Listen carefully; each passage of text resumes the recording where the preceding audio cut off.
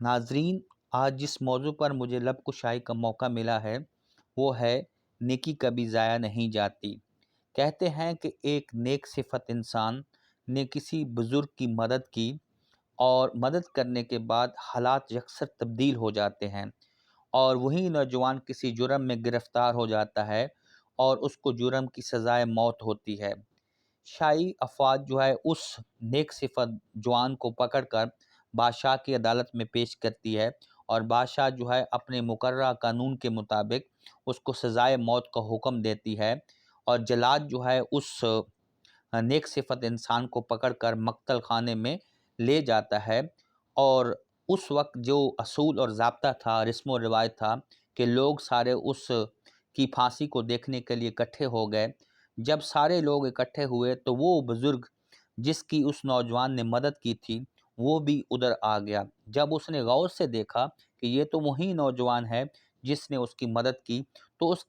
کو وہ اپنا محسن یاد آیا، اور اس نوجوان کے بارے میں سوچنے لگ گیا کہ کیسے اس کی جان یہاں پھانسی سے چھڑوائی جا سکتی ہے، کیسے اسے بچایا جا سکتا ہے۔ تو اس بوڑھے آدمی کے ذہن میں جو ہے ایک ترکیب آئی، کیوں نہ اس ترکیب کو بروئے کار لاتے ہوئے اس محسن کو، جو اس کا محسن تھا، اس کی پھانسی سے جامہ چھڑایا جائے۔ تو اس نے اس وقت ایک اونچی چیخ لگائی، اور اونچی چیخ میں یہ کہا کہ بادشاہ سلامت کو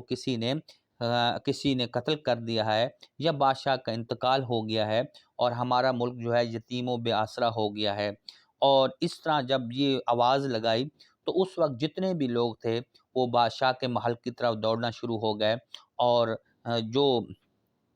وہاں پہ پروسیکیوٹر تھا، جلاد تھا، وہ اس نے بھی اپنی تلوار پھینکی اور بادشاہ کے دربار کی طرف بھاگنے لگ گئے کہ بادشاہ سلامت کو کیا ہوا۔ اس کھلبلی کے اندر وہ نوجوان وہاں سے بچ نکلا، اور بچ نکلنے میں کامیاب ہو گیا۔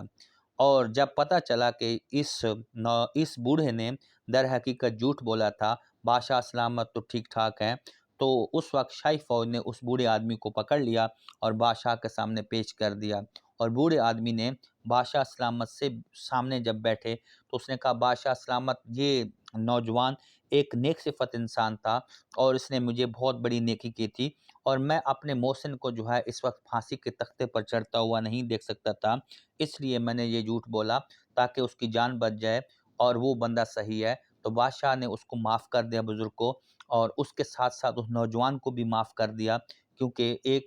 ایک نیک صفت اور بزرگ نے کیا کہ گواہی دی تھی کہ یہ انسان بالکل ٹھیک ہے اور اس سے کوئی غلطی ہوگی۔ اس لیے اگر ہم کسی کے ساتھ نیکی کریں تو ہماری نیکی کبھی ضائع نہیں جاتی،